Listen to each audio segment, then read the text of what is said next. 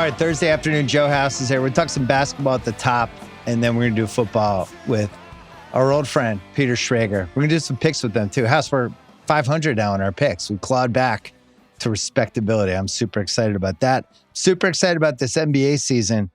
I sent you a power poll, but before we go through it, because we did it last week, got to get time. Me too. There's an uh-oh team through 9 days. And we haven't discussed this. I wanted to see if you had the same uh-oh team. There's no question about it. We are in lockstep, Bill Simmons. I'm afraid we both took the over for this team. I'm pretty sure we did. It's 1,000% the New Orleans Pelicans. What the fuck is going on with the New Orleans Pelicans? You went West Coast uh-oh. I had an East Coast uh-oh. Yeah, there's a West Coast uh-oh too. Oh, I can't believe we're not in lockstep.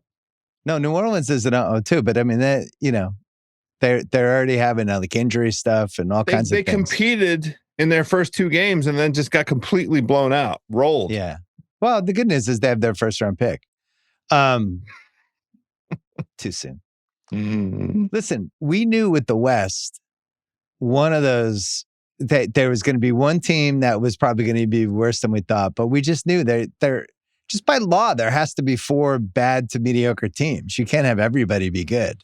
Their over-under, I think, was 30.5. We went over with that. I wasn't thinking of that team. I was thinking of the Orlando Magic. Okay. Well, sure. I mean, that's everybody's uh-oh. That's the uh-oh du jour is the Orlando Magic. Watching them give up the 136 to Philly, talked about it with legs a little bit the other day, but then doing the deep dive, reading some stuff, and there's already some stuff with the coach. What's going on here? The defense piece with them, where like basically everything goes on Suggs. It's like, oh, you have 2 scorers? Well, we're out of options. We only have one guy to guard everybody. I guess Jonathan Isaac's just not a guy anymore. I finally remember the 2 years ago when he looked like he was like 1965 Bill Russell. His whole career will come down to like he was just 15% of a guy. Never got to 20% of a guy even. Just 15% of a guy. But the nerds started turning on Paolo this week. Including our own Kirk Goldsberry on Zach's pod when he was talking about how he was just concerned with some of the advanced stats. And then all week there's been stuff and there's been stuff. Goldsberry give you permission to call him a nerd?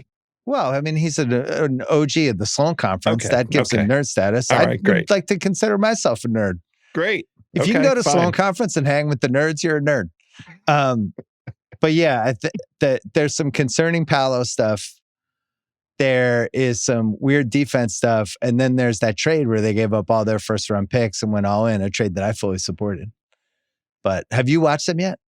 Oh, yes. In fact, I was live tweeting live texting during that Sixers game because it was so eye-opening to me on both sides of the ball. On the one hand, I wasn't prepared for the speed that Philadelphia's backcourt plays at and the poise of those two guys. But on the other side of it, I just kept smacking my head. It's like, this can't be just Suggs out on the perimeter. It can't be that. And it can't be the case. And our boy Verno, you put in the thread this morning, validated we were texting with him about the Memphis and a whole bunch of things, and then Orlando.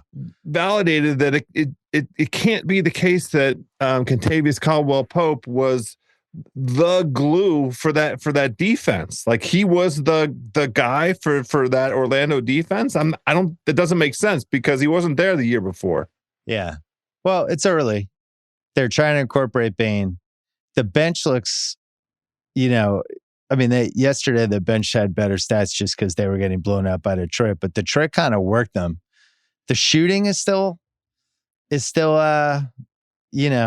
yesterday they were 12 for 31 from 3. That's like a great day for Orlando. There's also every year in the NBA, there's a team that's a younger team on the rise that gets a lot of smoke and just gets pushed up to the next level without having done anything yet. And I think that might have happened here. I'm not counting them out just because I think the East is just super duper weird. But we're going to go over the basketball, the little power poll I did. And one of the things that jumped out to me was there was like 5 East teams that are all the same team. When you're watching everybody on the TVs, it's like these guys would all, if they were in a tournament, they would all just go 4-4 against each other, which I just wasn't expecting Orlando to be in that group, right? Like you watch Orlando and Chicago, or Orlando and Detroit, or Orlando and Philly, whoever, it just seems like an even matchup. And they were supposed to be like a fringe contender. Yeah, because their win total projection was like 51 games. And that had them at the top of the East behind only the Knicks and the Cavs. And we expressed skepticism properly, I think, on the preview show with Mr. Zach Lowe. I think we didn't all go under. No, I think Zach had one of us zagged. Zach had a lock over. I didn't mean to call that out. He did. Yeah, you did. You're throwing shots at Zach. He's not even here to defend himself. That was unintentional. Zach went over 50 and a half lock. Woof. I told you, I texted you today, I've cashed in one of my locks already. Even 9 days into the season, I'm cashing in Brooklyn under 19 and a half. That is a win. I'm not using pencil. That's a pen. That is one of the worst teams we've had in the league in some time. I asked Legler the other day whether, I think the worst team other than the 16 Sixers, which went maybe 10-72, 11-71, something like that, was this Mavericks team from 92 or 93. I think that Brooklyn team has a real chance. But guess who's having a great time? Michael Porter. He's like, this is awesome. ISO. Hand up, clear out. I think Brooklyn suits him. I think he's going to be able to pursue his interests. The best, was Cam Thomas's game? 40.0 assists. That was my favorite. This is the Bill Simmons podcast presented by FanDuel. If you're betting on the NFL, come on. FanDuel is the place to do it. They've got everything. Same game parlays, quick bets for when you want to jump in live your way, so you can set your own lines on just about anything. The app's fast. It's easy to use. And best of all, when you win, you get paid instantly. I've been in Boston, Massachusetts recently. Guess what I did? Use FanDuel. Super fun. Download the FanDuel app or go to FanDuel.com/BS to get started. Must be 21 plus, present in select states, 18 plus in D.C., Kentucky, and Wyoming. Gambling problem, call 1-800-GAMBLER. Visit rg-help.com. Call 888-789-777 or visit ccpg.org/chat in Connecticut. All right, let's rip through the power poll and then we'll bring in Schrags. So still have OKC as the favorites. I narrowed it down to 3 contenders, and I have 3 possible contenders. And I want to talk this out because I'm happy moving any of the possible contenders up if you want to conciliary it. But I have Denver and the Knicks and Cleveland as the 3 contenders. Look, whatever. Cleveland lost to the Celtics last night, but Cleveland doesn't have their team yet. I'm not concerned at all. No, I'm a little concerned about my 56.5 over the lock if these guys are just not coming back anytime soon. But are you cool? Those 3 with contenders, obviously, but then the possible contenders, Houston, Golden State, and I put San Antonio. So we have to have San Antonio here until further notice. And I don't have any objection. Totally agree. Right? Like, if we keep getting these games out of Wemby, the impact on the rest of that team, they are very complimentary. They are deep. And, it is, of course, like we're going to hyperbolize because we're only 4 or 5 games in to the season. Like, remember the Washington Wizards with Spencer Dinwiddie and Montrezl Harrell 5 years ago started off the season 8-2, and you were congratulating me on that team. The first 10 games, things will happen. We'll see some. They could be directional. They may not be directional. But this San Antonio team, at this point in time, with what they're revealing to us about the possibilities, about the potential, they belong right where you have them. I've been betting on them every game. I've been betting on Milwaukee and San Antonio every game. Great. So San Antonio, they have an MVP candidate. They're second in defensive rating right now, which isn't nothing. They don't have Fox or Sohan yet. So when you think about that, where it's like their only problem is going to be how do they work those guys back and still have minutes for everybody when everybody's playing well. And even guys like Keldon Johnson are playing well. So I think it's a clear contender. Same for Houston, because Houston still has that ass kick gear. And you saw it. Who'd they play last night? Toronto. They put up 139 points on Toronto. But Golden State is the one that I really vacillated on whether they're an actual contender or a possible contender. And here's why I made them possible contender. I think there's a real chance Adam Silver hates Golden State because I can't think of another explanation when I look at the schedule. This schedule they have, starting tonight, they're playing at Milwaukee, Saturday at Indiana, home Phoenix on Tuesday, at Sacramento, at Denver on a Wednesday, Friday, home Indiana, at OKC on a Tuesday, at San Antonio Wednesday, at San Antonio Friday, at New Orleans Sunday. These are all games that 17 days, they have 10 games and they're basically all in different locations. That's a fuck you from the NBA schedulers. One of the oldest teams in the league. So yes, and that's why I want to see where they are in 11-16 for that New Orleans game. Who's already hurt? Who's been sitting? How fresh are we looking? How impactful is Kuminga? What else am I leaving out? No, that's it. Like, can we continue to get the continued high performance of Moody and Pods? Like, this version of Moody and Pods was supposed to be the thing that was propelling them last year, that was going to give them. And Kuminga, he's a revelation. Is he going to be satisfied? He's satisfied right now. It's a high level. You laughed when I threw the Sean Marion concept. Still sounds ridiculous. Respectfully. Still sounds ridiculous. It's guarding the best guys on the other team. That's a good idea. He's their best rebound, athlete. Run the floor, guard the other team's best guy. That's the Sean Marion blueprint. Okay, that's fine. No, we have to wait. You're right, though. It's been good. It's a good version of Golden State. I'm happy to have it. So every they year can we come get out of this. more chances of high effective Steph. I'm in favor of that. So at just those 10 games, 10 different locations, but they're also at Milwaukee, at Denver, at OKC, and then back to back at San Antonio. Like, those are 5 of the hardest road games you're going to have all season. So we'll see. That's the only reason I have them in there. But totally I like fair. What I'm seeing, like the chemistry. The Al Horford thing still hurts my feelings. Next category, the sleeper, which I had as San Antonio, but I think they graduated from sleeperdom. So we put Milwaukee in there. And it's just Giannis and shooting. It's what we liked before the year. This is one of our locks. I think this was the only one other than Sacramento's under that the 3 of us agreed on as an over. It was 42.5. Giannis has just been best player in the court every game he's played so far. The shooting is there. They have these sneaky dudes, man. I've liked Ryan Rollins. I liked him before the season. I like him more now. Yeah. Did you have him? Feels like it. I think you did. I think you had Ryan Rollins. Pretty sure we did. I think he passed through Rollins the DC moment. Vortex. Yeah. These guys, yep. Cole Anthony, Green. Anthony. Kuzma was actually playing defense the other night on Towns. He doesn't have a choice. He wants minutes. Yeah. Like, it took him a whole, post-trade. He's like, what is this? These guys are trying, this Milwaukee team. It took them that long to acclimate, right? If we want to be Kuzma truthers, I don't know. If you're being super friendly to Kuzma, you could say it took him a long time to acclimate. Took a long time to acclimate. I continue to take this team seriously. I think I had them as a 5 seed. I thought they could climb as high as 3 if they got a healthy Giannis season and some other luck. They've had some guys out already, but I just like the team. I like how it's constructed, and it makes sense to me when I watch it. So I have them 8th. Next group, there's 4 teams. Title is Let's See in March. Minnesota, Dallas, Clippers, Lakers. And I saw Minnesota in person on Friday. Moving the Lakers up, and I'll explain why in a second, moved Minnesota down from the contenders just because of the defense.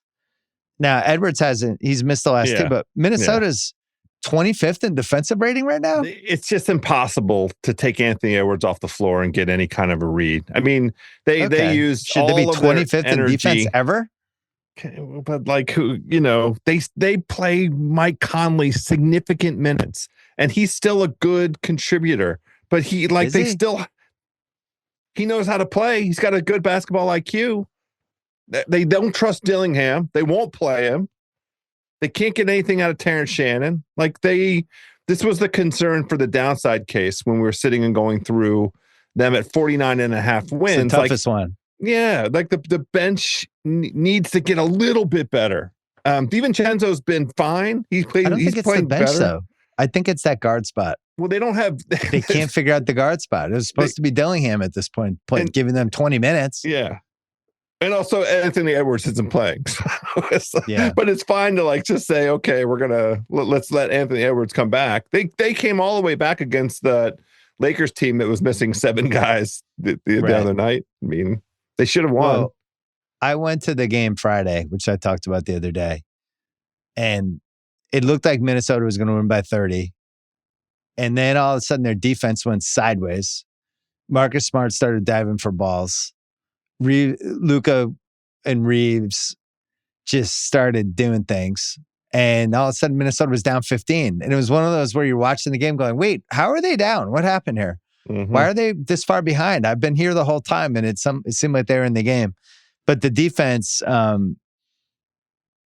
don't know. It's a red flag. We'll see. That's why I said we'll see in March. Dallas, same thing with their weird team. Davis is already now what is it? He had some weird tendonitis. Who knows? Yeah. They could be way further down next time we do this. Yeah. Clippers, we might lose some money on Dallas. We might lose some money on them. Or there could be the Ewing Theory Committee. We would have to show up in Dallas. Clippers. Let me ask you a question. Am I concerned? Yes. Do you think that any of this indictment stuff, because it is apparent, it's revealing itself that Ty Lue is a pretty central figure in quite a bit of this? That Damon Jones, Chauncey Billups, and Ty Lue? Just because he was friends with them, yeah. Well, yeah, I don't know. He was in some places at some times. Well, he was involved in 2 different things because that happened, and then the whole aspiration thing. So 2 different things that just are pulling your attention away from trying to win basketball games. It shouldn't matter for the Clippers because that is one of the deepest, smartest teams in the league. Listen, when you have shit like that, it's never good. There's no upside to be like, oh, we have this really weird ongoing story that's just happening outside the basketball court, much less if you have 2 of them. There's no positive out of that. It's just stuff that's pulling your attention away from what's important. So I moved the Lakers up. And the only reason I moved them up is because Reeves is playing so well. And I saw it in person on Friday. He kind of took over the game for a couple stretches. And this was a game where Luka had 48. And then now that Luka went out, he's been a one-man show. That shot that he won the game with, awesome, was just they knew he was getting the ball. That was like a fucking A+ lister kind of shot. So I don't know what to make of this team now because I don't really like their 4 through 12 at all. I'm not sure they're going to be able to play defense. But with Luka and with Reeves, and then you're just going to move LeBron back into this and say, hey, LeBron, just do LeBron stuff and set guys up and get some stats. It's not nothing. I don't know what to make of it. What do you make of it? Well, you'll get in trouble if you ask this, so I can ask it. I mean... say it. You send in the buyout contract? They're already out there. I mean, you already see the trades. The trade. We didn't have to wait for the maestro. We have to wait for you to be coming up with LeBron trades. The internet is speaking. The internet has spoken. What is the internet saying? I'm not hearing the voices. There's already a trade of... What was your favorite one? LeBron and Bronny back to Cleveland. Cleveland can't trade for LeBron. I went over this a month ago. They're not allowed to make trades. I don't know. It doesn't have to be right away. DeAndre Hunter was involved. I can't remember. There was picks involved. There was a couple other things. So, well, that's interesting. I can't figure out a trade destination. I tried. I'll do it again. I'll do it tonight, late at night when I can't sleep. I'll give it another test ride. I actually sent you a task. Yeah. If you spent 6 hours, could you come up with a conceivable Paul George trade? Forget about Embiid. He's off the table. Is there a single Paul George trade? Because I have Sixers fans in my life. Well, and once we trade Paul George, it's like, where? He's got 3 years left on his deal. Where are you trading him?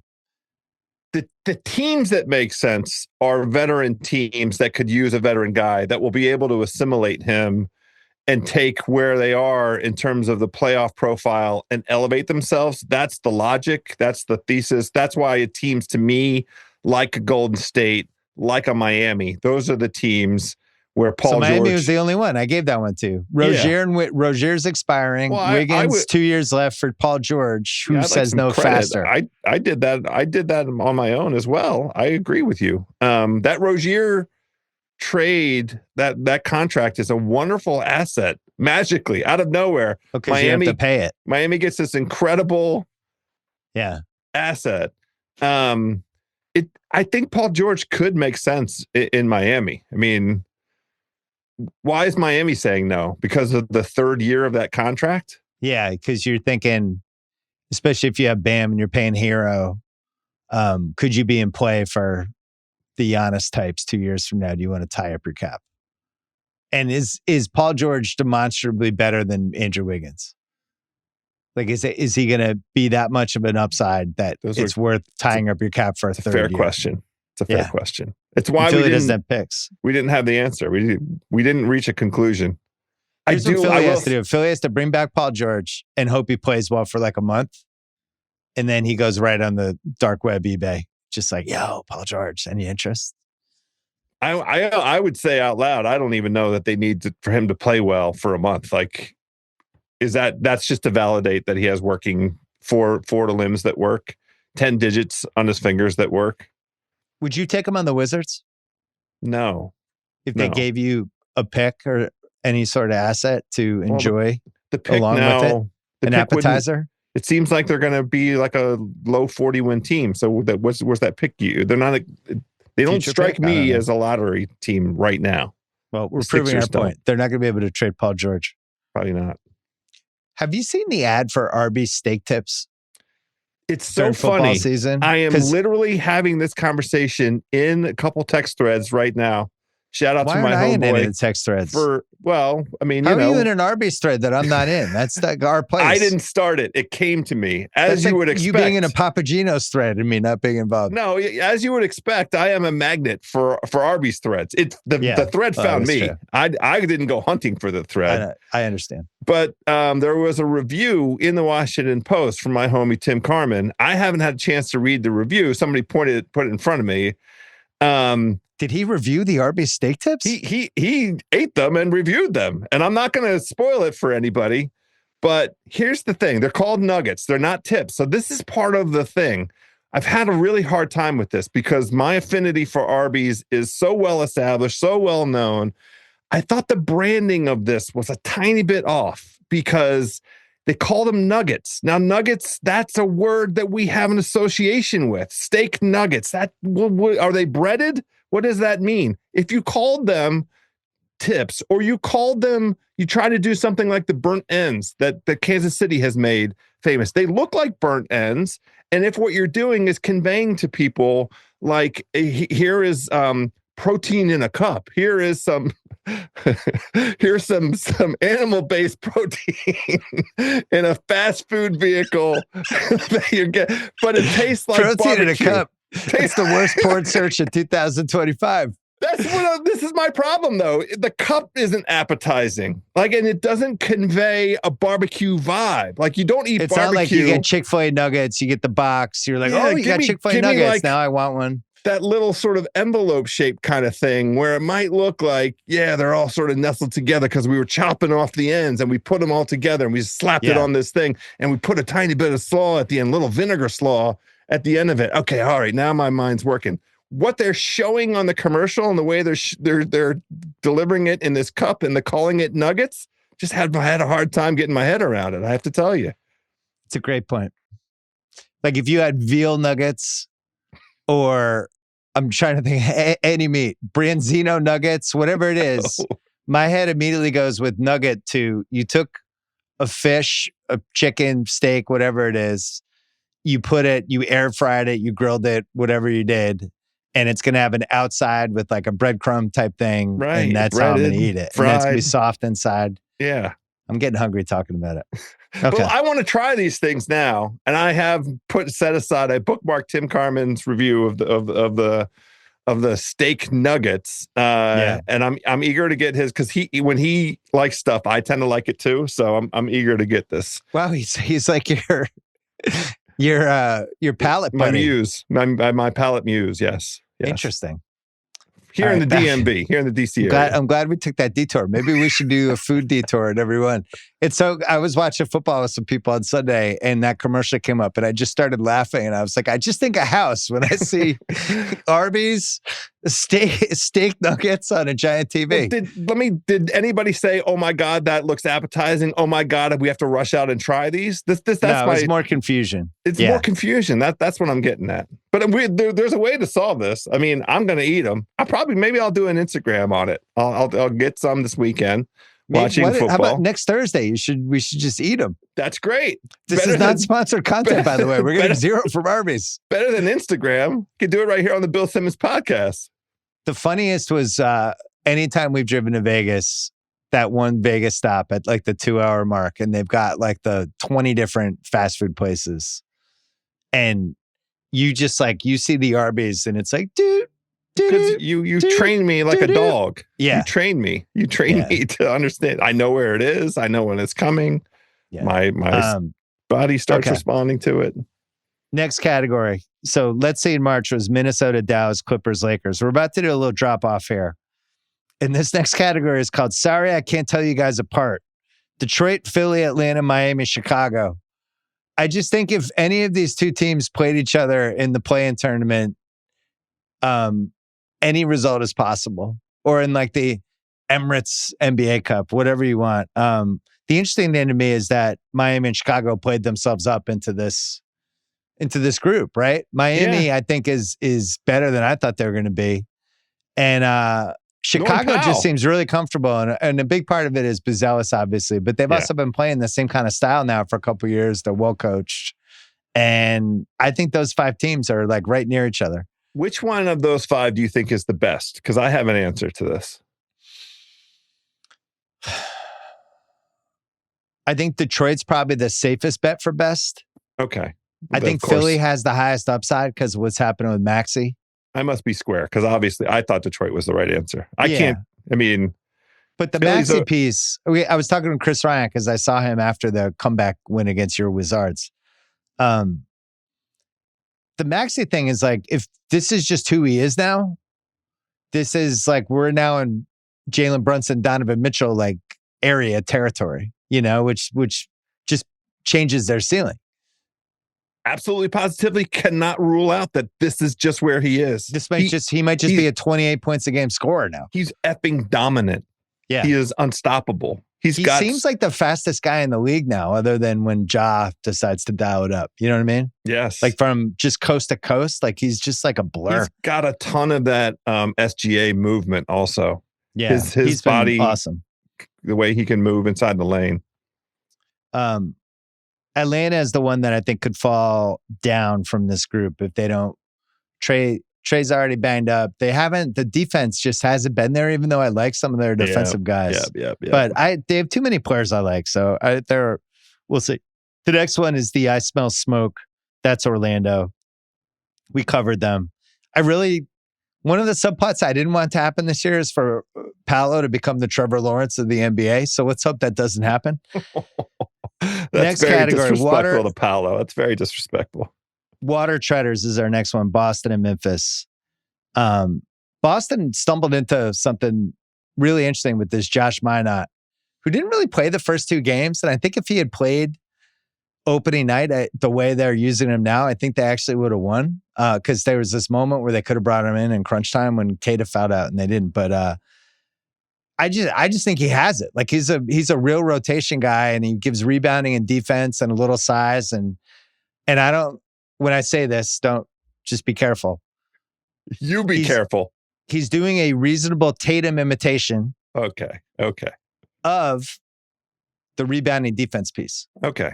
Not the scoring, but fine.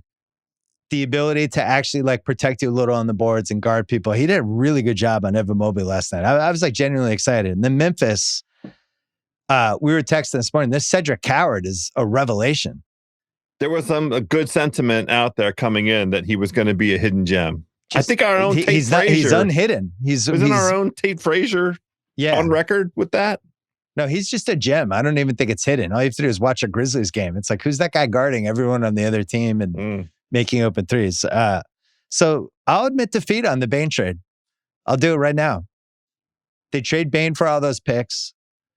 It's like, why are you guys doing this? And their attitude was, we feel like we can replace Bane. Well, they've already replaced him because Coward's going to get all those Bane minutes, and he's a better defender than Bane was. He's not as good of a shooter yet, but so great trade for them. I love watching Coward. This draft is a 10 out of 10 so far. They still, Memphis, I need to see the defense every night. I just don't. I mean, they're going to win some 35 stinkers. Games. Yeah. They've had some absolute stinkers on defense already. Water treaders only because if they can, as Verno always points out, when John Triple J actually play, they're pretty good. Well, Next they need to get their front court back. They're still dramatically undersized. Can they tread water until those guys come back? Next category is wait, where's our coach? That's Portland. Portland's just legitimately frisky. Professional basketball team. Drew has been really involved. It's been good to see him doing old school Drew stuff every night. And even though the scoop piece, they've been able to kind of patch it together. He's like running offense for them. I was really interested in that game they played last night actually with him, and just like I don't know, Portland's not bad. And if they were in the East, they'd be maybe in that conversation with some of those other East teams we mentioned. No, they're talented. It does remain to be seen. I think they've won every game since the indictment was returned, or did they lose one in there? I think, well, they are 3-2. They've won 2 in a row. Interesting team. I like Klingon too. When you think about that draft, I think Klingon went after Dillingham. I think if we redo that draft, he goes higher. Next category. Thank God for the World Series. That's Toronto. So we taped the last time they were 1-0 and they killed Atlanta, and we were like, oh my God, maybe we were wrong about Toronto. Well, they haven't won since. Well, no, I mean, I'm going to lose a bet. I gave them out as a lock at like over 38.5 or 39.5. I can't remember what it was. I thought for sure they were going to be in the low 40s. This team still makes no sense. It's amazing. All of these years we've been going on preview shows, talking during the course of the season, make it make sense. And still, now look, last night they were missing Pirtle, and Houston is huge. So Sengun came within 1 assist and 2 rebounds of a double-double last night. And I only know that because I lost a parlay. I had Houston and Sengun getting a double-double without Pirtle. That was a good bet. Plus 135. That was a goddamn good bet. But I lost because Sengun couldn't get 1 more assist or 2 more rebounds. It's not his fault. You did great, Sengun. Don't listen to House. Maybe I should stop calling him Sengun. Where do you think Toronto is in defensive rating after 9 days? Near the very bottom. I can tell you with certainty. They're 29th. Yeah, I watched. They are way down there. The other issue with them, it's a team that makes sense for 41, 42 minutes. But if we're in a sword fight at the end of the game and it's like, all right, that team has Tyrese Maxey, we're going to run a pick and roll quickly. Or we're going to try to do the thing where everyone stands around and watch Brandon Ingram. They have all these options that are okay. But all these other teams they're playing have they have Giannis. And the flip side to just that same point is last 4-minute defense. Yeah. Hit the stop. It's fine to say we're a team that's going to get out in transition. We're going to force turnovers. Okay, that's fine for 43 minutes. Now it's the last 5 minutes of the game. Nobody's running. You're in the half court. Stop somebody. I'm not ruling them out, but it doesn't look good early. Next category, League Pass All-Stars, Charlotte, 4th in scoring, just doing their job. The only criticism I have with Charlotte, Brandon Miller's already hurt, but my only criticism is don't get blown out. Let me enjoy you for more than an hour before you're down 25. I want to see you guys go up and down. We had a fun thing, who's going to play center? It's Kalkbrenner. Yeah, he's fine. He's fine. That's the answer. Oh, and newsflash, Concanipple's good right away. Yeah, immediately. We only told people that since June. Next category is shopping for tanks, Indiana. This is the year from hell already. And then last ones. Why are we here? Phoenix, Sacramento, Utah, Washington. Let's just tank. Oh, wait, we can't. New Orleans. And then dumping for Darren, the horrendous Brooklyn Nets, who we can talk about with Peter Schrager in 1 second. He's in the waiting room. Yeah. Fresh off arguing with Dan Orlovsky on NFL Live. We're going to take a break. Peter Schrager, Joe House next. The Bill Simmons podcast is brought to you by FanDuel Sportsbook. FanDuel turning up the heat every Sunday with Power Hour. Every Sunday from 3 to 5 p.m. Eastern. FanDuel is giving you a profit boost to use on live bets during the most intense stretch of the NFL slate. This is when games flip, underdogs rally, parlays hit. That's pretty fun. I think there's going to be a couple down to the wire games this weekend. We jumped on a bunch of them in Ringer 107. I feel like even though we took the Bears in Ringer 107, Bears Bengals feels like that's going to be right down to the wire. Anyway, it's called Power Hour for a reason, and it happens every Sunday only on FanDuel. Head to FanDuel.com/BS to get started. You must be 21 plus, present in select states, or 18 plus and present in D.C., Kentucky, or Wyoming. Opt-in required bonus issued as non-withdrawable profit boost tokens. Restrictions apply, including any token expiration, max wager amount. See terms at sportsbook.fanduel.com. Gambling problem, call 1-800-GAMBLER or visit rg-help.com. Call 888-789-7777 or visit ccpg.org/chat in Connecticut. This episode is brought to you by Little Caesars, the official pizza sponsor of the NFL. I love pizza. At Little Caesars, the pizzas are always large, so you always get more bite for less buck on game day. I'm a simple pizza orderer for football, especially when I have friends over. You got to get a cheese, you got to get a pepperoni, and then maybe you get one wacky one with mushroom, peppers, maybe pepperoni or sausage, but I don't get too wacky. Every time this is one of my passions in life. Don't be the person that orders the crazy pizza that then everybody leaves and there's 5 slices left. Order pizza that people want to eat. Go with the basics. Go with the safe ones. Right now, you can get 15% off orders of $15 on NFL game days with code GAMEDAY. Order now at littlecaesars.com or in the Little Caesars app.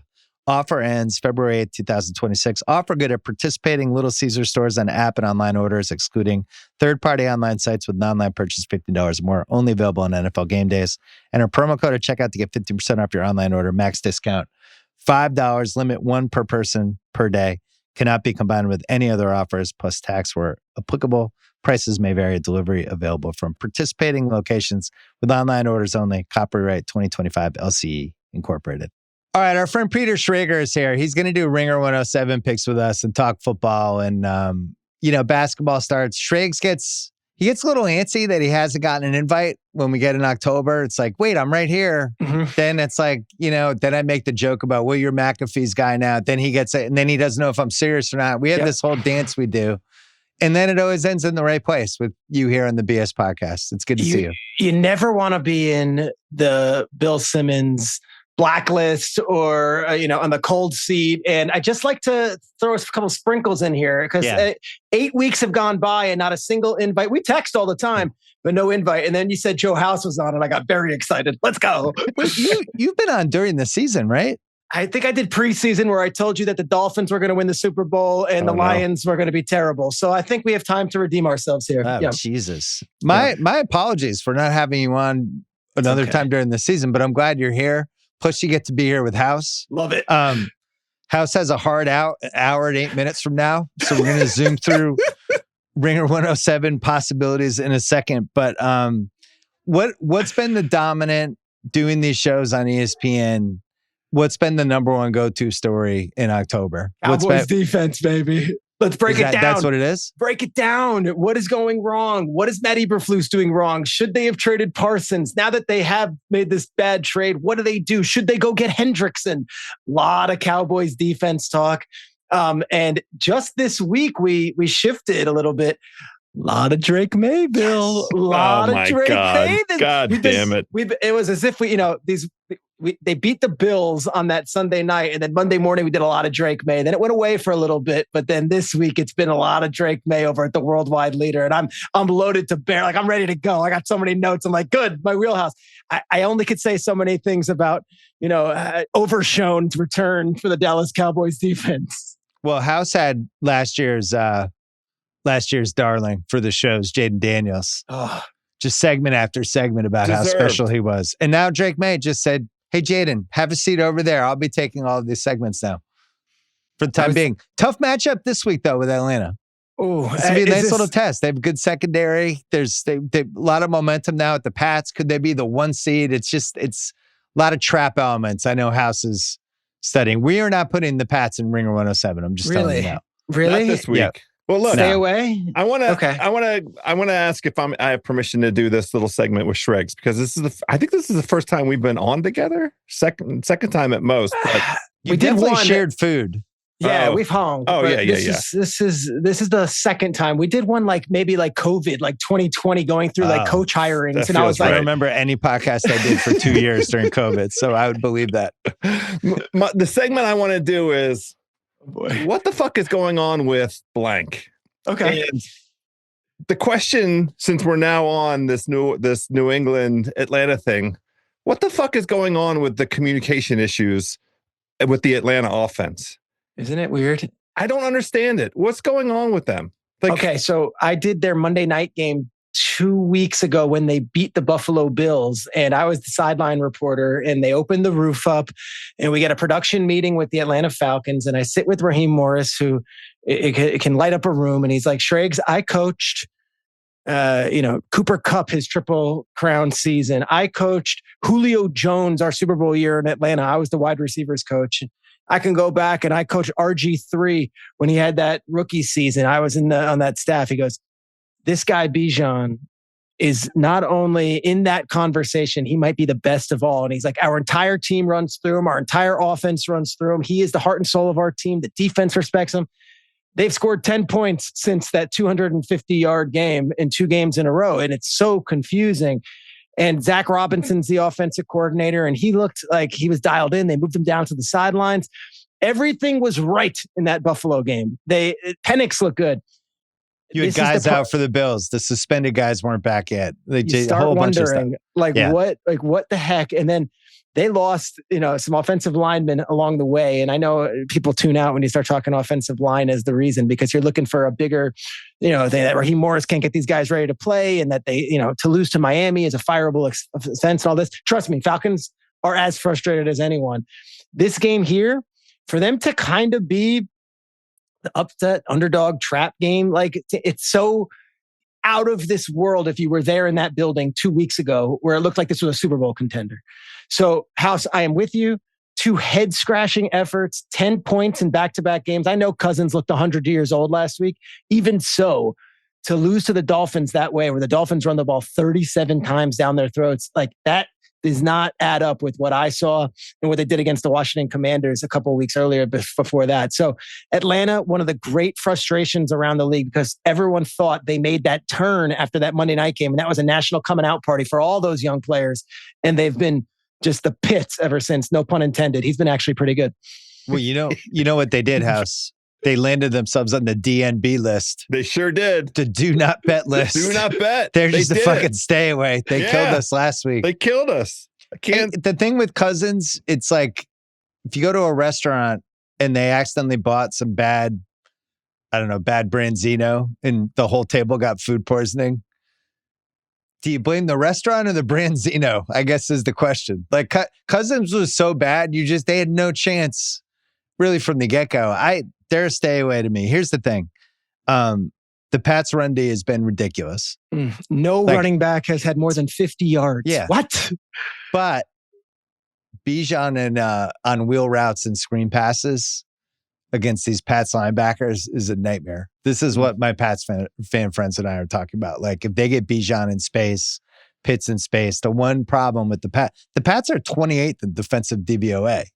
And their big issue is when their linebackers are in space, they can stop the run, they can push the line, they have a really good secondary.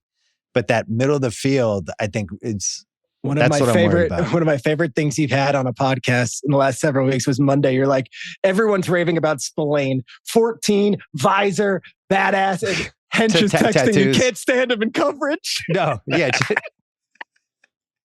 Yeah, Hench has had a lot of Spillane texts. It's tough because there's just times when you just see the play and you just see in the TV, there's two people and a lot of grass. You're like, oh no, oh my God. Anyway, I have that game is in the no thank you pile house. Yes. I'll just tell you the 4 stayaways, unless we're doing parlays. Chargers -9.5, Titans. You didn't have that one house, right? Why not? Titans in a game getting, less than 10? What's the thesis for the Titans being competitive? It's more about the Chargers and the Jekyll and Hyde when their offensive line. We know that Joe Alt is playing this week. Am I right about that, Shregs? That's the word. He's Joe great Alt last week. Playing football this week. MVP, they don't lose when he plays. And Becton's playing too, it seems. Supposedly. Yep. Quentin Johnston. Quentin had a 0 last week. Didn't do much. Sure did. I don't know. Was he on your fantasy team? I got guillotined.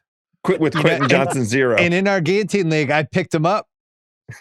I have him now. From I took him right off your 0. Yeah. My 0. Chop my head off, and now you have him. By the way, did you happen to see the interview with Kamari Vidal last week after the game? Like, I love this because Justin Herbert's not going to give you much. Like, let's try Kamari Vidal. Not exactly going to be working on the ringer anytime either. It's just hilarious. I'm like, Kamari Vidal's getting the interview. Like, usually it's like the Aaron Rodgers or Matthew Stafford. Kamari Vidal had that opportunity, but wasn't one of many words. I'll say that. I wouldn't say Herbert is Mr. Dynamo either. No, did you sit near him at that Dodgers game? How close were you? Well, so I was at a Laker game that he was at and a Dodger game that he was at. And neither night was he breaking down the Titans defense. I like what they're doing this week. I want to put the Chargers in a money line parlay situation. Okay, fine. Rams Saints, it's -14.5. It's just stupid. That's a flash sale price. That line should be 11.5. I don't know, dude. Rams coming off a bye where they're feeling really good about themselves. Saints in full sale, fire sale mode. All the veterans must go. That might be a 20-point, 30-point game, dude. I'm kind of fine with selling on it's Mother Shucker's debut. You're afraid of the Mother Shucker? That's like, how do you get excited for that game if you're the Rams? Those 14.5s worry me. Who do they play every after one this? of those games matters. They need to just go. Like it matters. I get it. The Colts just did that to the Titans. The next 2 weeks they're at San Francisco and then playing Seattle. Okay. That's the season. Let's go. Let's take a 10-point lead and just start handing the ball off and let's go home. And let's get ready for San Francisco. I don't know. That one worries me. So I had that one in the pile of the stay away. And then the last one was Panthers. Packers -13.5 at home against the Panthers. Where do you stand with the Packers these days right now, Peter Schrager? I think that second half that they had against the Pittsburgh Steelers is as good as any half a team has had all season. And their defense is so good. And they've had a couple lapses. There's like 2 moments. The Cowboys second half was bizarre, and then they gave up a couple big plays against the Browns in that weird loss. But other than that, they have been lights out. And that defense coached by Jeff Hafley, who, by the way, is going to be one of these guys that everyone's talking about in head coaching conversations in the next couple of months, is only, complemented by an offense that is so dynamic with all of these different receivers and tight ends that you don't really have a way to stop them if they're feeling it. Now, he completes 20 straight passes and we do all that. But to who he's throwing to, it could be Matthew Golden. It could be Kraft. It could be, Heath. It could be all these guys. They have so many different players that it's really hard to defend. And whereas the Eagles, it's so much friction and there's so much like outside noise. Like, I'm pretty plugged in with these Packers guys and the players and the coaches. It is like kumbaya up there right now. They're all on the same path. Micah is like the lighting up the room, like a complete joy. Anything you might have heard about his personality, he is like House. He is just pure happiness, and he brings it the best out of everybody. So Packers to me right now, if you're asking me week 9, like a team I wouldn't want to face, it's those guys. It's funny. They're so loaded at receiver. I waived Golden in the Guillotine League, not because I don't like him, but because in Guillotine, you just have to have guaranteed points, right? You just got to make sure. I actually ironically waived him for Quentin Johnson. But the Packers have so many receivers. I don't even know like anybody, even like Kraft, who's awesome, who looks like baby Gronk sometimes. Even he might have a game where he has like one catch for 11 yards. Totally. They have all these different ways they can go.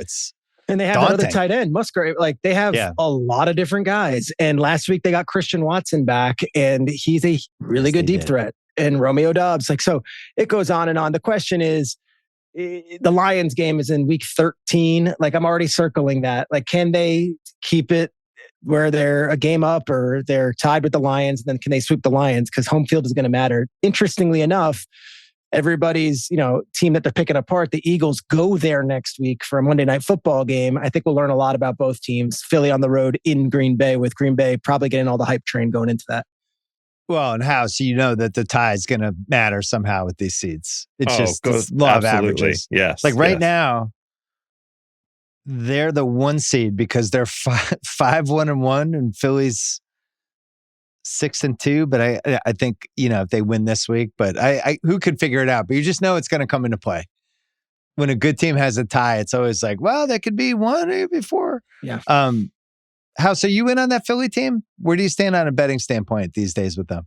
I've come around a little bit. Okay. Now the Giants were lively against them, and I really feel like that bad whistle that the Giants caught was undeserved. I'd be interested in hearing what the scuttlebutt inside the NFL for around that, because they all deserve better. That was a tough whistle the Giants got. But this whole thing, everybody keeps talking about I think Peter Schrager. I'm so happy he had time to break away from a full day. He hosted First Take this morning, for Christ's sakes. Did you host First Take this morning? I did. Stephen A. God. And then you did NFL Live? I did NFL Live. So we're getting like a gamey, like kind of beat. This is like a 15 inning. You're like Will Smith catching the 16th inning for the Dodgers. It's a tremendous job. But everybody's talking about this idea. I'm like Michael Jordan. I don't believe in load management. Just cut up this interview 16 times over the course of the season. Let's go. He wants the people to see him. Goddamn right. Everybody loves this idea of the Eagles under center as opposed to out of shotgun. That Jalen Hurts under center, it creates, this uncertainty. There's no question that the offense has been better, and the ironic thing is that it's because the kid can't snap shotgun comfortably. Isn't that the explanation for it, Shregs? Well, they stumbled into it. They never were playing anything under the center to start the season. They were struggling. Now, the last 2 weeks, against the best pass defense in the league 2 weeks ago, Jalen Hurts threw for 330 yards. Then last week against the Giants, they ran for 250 yards. That's what scares you if you're an opposing team. Like, oh, okay, wait, they actually can do both of these things, and they're both working. Offensive line's been an issue for them, which is such an interesting change from years past with Jeff Stoutland in that unit. But let's see if they can get healthy, and let's see if they can keep it going. But yes, the shotgun versus non-shotgun, they were exclusively a shotgun team. And now all of a sudden it's like, wait, maybe we're better this way. It's finally, it's fair to wonder why it took to week 8 or week 9 to figure that out. Shregs, do you feel like Hurts has been struggling against the triple umbrella Bernays robber? You're hilarious. Wait, one of my things I'm going to start doing on the pod is I'm just going to make up defenses that just sound fancy. I got caught on Get Up last Friday because I tried making an analogy, and like they give you like 15 seconds. And I said with the AJ Brown stuff, I'm like, all right, so this is the equivalent of that couple that doesn't, that's always fighting. And instead of them getting separated, they decide, screw it, let's get pregnant. Right? Let's have a kid. And that's an analogy, House, that analogy. People talk about it all the time. It could be fully support it. And it let's means, have a kid. It means let's double down. I mean, we get that. Harry Douglas is next to me. Bart Scott's next to me. The second I said a man getting pregnant, they're like, what? And I'm like, oh God. Like, there's not going to be okay. I just put it out there. There's no selling going on. We've talked about this, Bill. You got to sell me, guys. You got to laugh. Yeah. There. So then I'm like, oh no, you're right.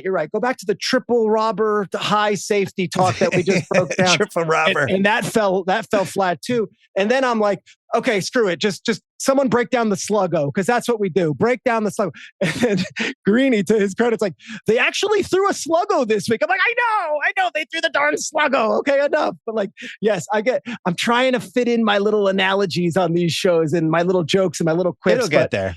We got it. But in the meantime, we're going to break down the double high robber Sam scissor route. And we're just going to have to talk that way for the crowd of high school coaches that are watching. We got to go there. House wants food involved in some of these defenses. Like he wants like somebody to have a Bernays blitz or the Arby's steak nuggets. That's savory, creamy. Yes. Yeah. The savory should be in there. Who's the most savory linebacker? Things that make savory. Yeah. Spillane. Savory Spillane. I have three Pats Falcons in the no thank yous.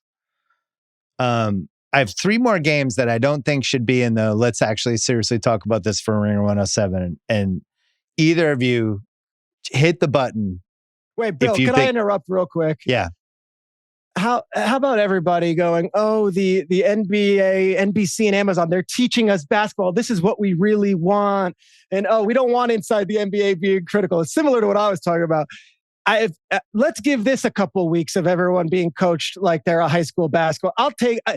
Slow down with how bad inside the NBA is. Guess what? When they're on ESPN, when they're on TV, they're pretty damn good. And I can get the basketball history lesson maybe from Tex Winners later on in my life too. I'm good. Yeah, I still enjoy inside the NBA. This is a good moment. Did I text you, Shregs? No. That bucket, that 3, when you were, why were you taking 3s on camera? McAfee invited me down to do the show down there in Indianapolis for when I was talking about the Knicks. Nice form. Bro. Guess what? High school basketball player. Good player. Love Come it. Love shooting threes. Shregs could have played 3-on-3 with us, House. I already made it. He could have spaced the floor for our pick and roll. We already made a joke about protein cup, but I'm going to go first. I'm going to double down right now.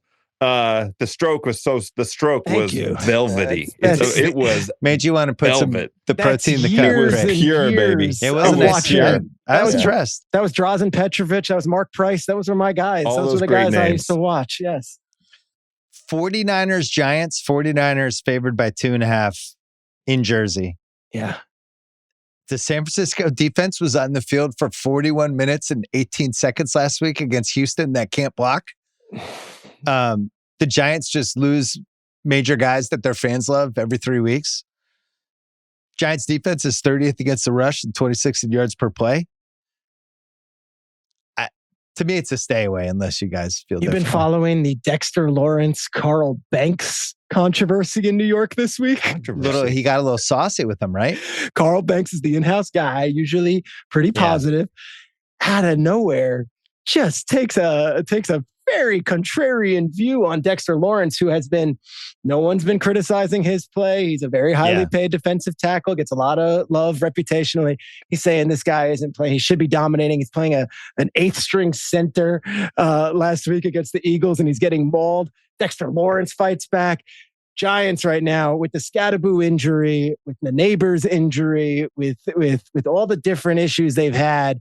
And then you take in the Broncos loss and the way that thing went down. It has been a very deflating few weeks. They've won their last 2 home games. They did it in heroic fashion. We loved the Eagles game. You love the victory against the Chargers, but I don't know if this team can get off the mat again after the last 2 weeks and what's been going on in that building. So this is crazy because I think that this is the game of the season for San Francisco. They cannot lose this football game and make the playoffs. I had marked for that reason. Yes. The problem is we don't know who's playing for them, and their defense was on the field for 41 minutes last week. I can't name 5 of their defensive starters. Yeah, I think it's a stay away, but I feel like on Sunday I'm going to bet on the Niners. Yeah. I'm going to be like, he's playing? That's the best way to do it. I just want to say I'm mildly afraid of Tyrone Tracy if I have a Niners bet in this player. Game. And I have him on multiple fantasy teams this week. I picked him up. Good player. Lions, Vikings. This was a flash sale price. Lions minus 8.5 over the Vikings. Feels like it should probably be like 6 because it's a kitchen sink game for the Vikes. Cashman and Van Ginkel are back. Yep. They can play the Bernays robber with those guys. Bernays robber. We love that. Bernays robber. They might even be able to play the savory steak nuggets blitz. Isaiah Rodgers can go the peppercorn blitz if we need. Right. We can do this. And yet McCarthy, tell us, House is the most in on this story of any story of that JJ McCarthy may be terrible. I think it's the most fascinating story in football this week. Honestly, like I could do a full hour with you both on this because the way it's stacking up, as much as Giants fans are like, oh man, Daniel Jones and Saquon, they're just better when they leave us. Think about what was in the room last year. Sam Darnold's 5-2 and could be the MVP if the Seahawks keep winning. Daniel Jones is 7-1, is basically the MVP right now. Both those guys were in the quarterback's room. They let them both walk. They could have franchised Darnold. They didn't. And then Aaron Rodgers had made overtures, I'm told, that there was interest in Aaron Rodgers going to Minnesota. And they were like, that's we're good. A tough one because that would have been a nice 1-year Band-Aid. Who knows? They bring in your boy, Sam Howell. They get him in a draft. They trade for him in the draft. And then like after a couple of months, they're like, we're actually good. We're going to sign Carson Wentz in August. And he's going to be the guy. All on the thought that House's faces are great. We're all good because we got JJ. We're all good and we're all in. Now, they traded up in a draft for them for 2 years ago. And House, I will give you this nugget. The Commanders thought they were going to get Sam Darnold last offseason in March, and then Jaden Daniels was going to be the rookie with him. At the last second, Kevin O'Connell offers Sam Darnold more money, $10 million. They goes to the Vikings, and he was going to basically play that role for JJ McCarthy. McCarthy goes down with the injury. Everything happens from there. They traded up to get McCarthy, and I feel like it was like, we drafted this guy. We went all in on this guy. We're not going to abandon him now. But a 14-2 season before those 2 losses at the end, that's a tough one to swallow if you're a Vikings fan. And now the weight of the world is on McCarthy because you add that on with both of your quarterbacks being in the same draft class, with Bo Nix being in that draft class. And it's like, there's 2 separate things on his shoulders. There's, oh my gosh, I've got to be the savior of this franchise. And we let all this quarterback talent out the door. And oh, by the way, all my contemporaries, all my peers are fucking awesome on their teams. Well, the thing that befuddles me is, what do you go into that locker room and tell all those badass motherfuckers that were on a team that went 14-3 last year? What do you tell Van Ginkel? What do you tell Cashman? What do you tell Justin Jefferson? What do you tell Justin Jefferson? What do you tell TJ Hawkinson? People are saying TJ Hawkinson's having a down year. Oh, is he? Because JJ fucking McCarthy and Carson Wentz, the corpse of Carson Wentz, God bless him, he shouldn't be on an NFL football field. He wasn't until August. Crying. He's crying on the sideline. And I have empathy for the man. I don't wish bad things upon him. He shouldn't be playing professional football. That's on the franchise. Yeah, the franchise did this. What do you tell all those guys that tasted the playoffs last year, that had every reasonable expectation to run this back? How do you keep that room safe? Because I think they're going to get waxed this week. I think they're going to get annihilated. They might. Look, we have a great luxury to look back in hindsight and do this now. Those 8 days, that final Sunday night game against the Lions, and then that treacherous Monday night game in Arizona against the Rams, Darnold looked awful. It was almost like 14 wins was great. And your comeback win in Seattle was huge. Your comeback win in Chicago was huge. And all those amazing throws you made all season. When we needed you most, you weren't there. And I think that's what they put their head on the pillow with like, all right, we drafted this guy. When it mattered most, this guy wasn't able. We're not going to pay him. There's a money ball piece too, though. Like it would have been at least $30 million a year to keep Darnold, unless you franchise him and you eat that $40 million for 1 year and then say, okay, JJ waits another season, and but then they use we that go money to get like a couple defensive linemen. Like they tried to spread that money around. It's more a thing of like if you're the owner of the Vikings and you moved up to trade for JJ McCarthy and you just got hurt, and then a year passes and they're like, hey, here's what we're thinking of doing. Maybe we'll franchise tag Darnold. If I'm the owner, I'm like, what about JJ McCarthy? We traded up to draft him. Are you telling me he can't play? Like Jaden Daniels played last year. Bo Nix played last year. Like, why wouldn't we play that guy? The part I don't understand is why they let Daniel Jones out of the building, who they obviously liked when they got him. Yeah. And he would have been a cheaper version of Darnold. Why didn't they just do that and try to keep him? They had interest. Like 15? Yeah, and they wanted to bring him back. The Colts offered about the same money, if not more, but basically told him, like, you have a real shot at winning this job. And he went to Indianapolis and he left. But Minnesota was very interested in retaining him. They would have loved to have him in the room, but he took Indianapolis's offer instead. So what? Give him 20. I don't know. To me, it's all it's amazing that they're at this spot where they're like elevating John Wolford because they might need him. And this is people like the backup. Bosmer. People love the backup, and you've heard all this talk about him. If he gets announced as a starter, the line might not even move house.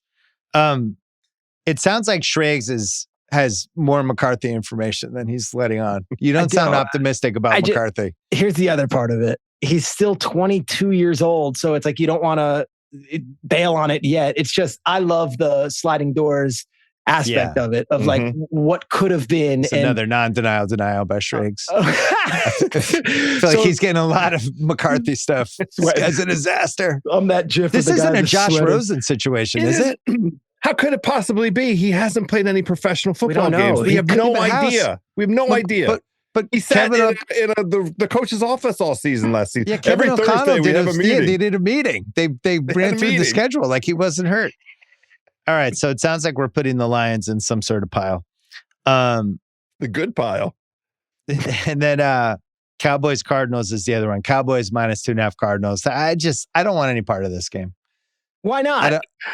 Why? Who do you like in this game? I don't know. I could see Kyler running for about 150 and throwing for 350. Yeah, House and I don't bet on Kyler. We don't bet on the Falcons on the road. We don't bet on Kyler at all. Dominate in Dallas. And you're supposed to take Dallas this week because they're back home. The offense, there's nothing wrong with that offense. I'm not taking them again. Shoddy was pretty fiery. I loved it. Stick it up the ass, whatever he said. He's like, I don't care about offensive stats. Where the hell? I mean, first time I'd seen him ever talk like that in 25 years. I loved it. But Monday Night Football, I feel like spotlight game, maybe Kyle. I would bet on Arizona, or I wouldn't bet at all on this one. That defense is so bad. I spoke to Michael Irvin this week, had a very interesting take. I want to hear both of your thoughts on this. I love this take. It's one I hadn't heard yet. There's a million Micah Parsons takes. Irv had a different one. He says, even if Parsons goes on and wins Super Bowls and all this stuff, should have never left the Cowboys. I'm like, go on. He's like, the money would have eventually been the same. Jerry was $1 million off, whatever. You don't pay taxes in Texas. You pay taxes in Wisconsin. And the podcast that Micah had, if you're a Dallas Cowboy, is infinitely more valuable than your Green Bay Packers podcast. Oh, and by the way, Micah lives in Texas. His mom lives in Texas. And the value of being a Cowboy for life is so much different than being a Cowboy for the first 3 years of your career and then moving on and doing something else. I'm like, I have heard 1,000 people talk about Micah Parsons. I have not heard this version, because to everyone's naked eye, it's like, oh, Parsons got out of Dallas and is riding high and Green Bay was where it was. But like Irv was like, no, I've never paid for a meal in Dallas and I go everywhere and I'm royalty for the rest of my life. It's the greatest thing in the world. He's like, Parsons can't do that anymore. I'm like, fascinating take, Irv. I love it. It is fascinating. You're doing a kind of financial modeling, because if he wins Defensive Player of the Year, would he have ever won Defensive Player of the Year in Dallas? Like, how do you measure those two trajectories? How do you put them next to each other? It's very interesting. Bill, your thoughts? Michael Irvin never had to pay for anything in Dallas. And that's a long list of a variety of things. He'll be the first to tell you. Him. If I'm Micah Parsons, I'm pretty happy in Green Bay playing on an awesome team versus a deranged franchise owned by a really old guy who just does crazy stuff. We got to take a break, and then I got to talk about my 5 favorite games. Bills Chiefs. Hello, friends. Bills Chiefs yet again. Bills have been a little better in the regular season. Chiefs have obviously dominated the playoffs. There's some Buffalo, some slight injury stuff. They lost Ed Oliver. They just can't keep that defensive line all together. KC played Monday. That has to be factored in. Buffalo's run defense, 31st. But I don't really like any of the Chiefs running backs. Mahomes is probably their most dangerous runner. Buffalo first running attack. KC 11th against that. And it just feels like a really tight game. Bills getting 1.5 at home house, which Bills as a home dog. There's some good stats with this. Can I interest you in moving that Bills line up a little bit into the 4.5, 5.5 range? Would that entice you? I don't want to bet on this game.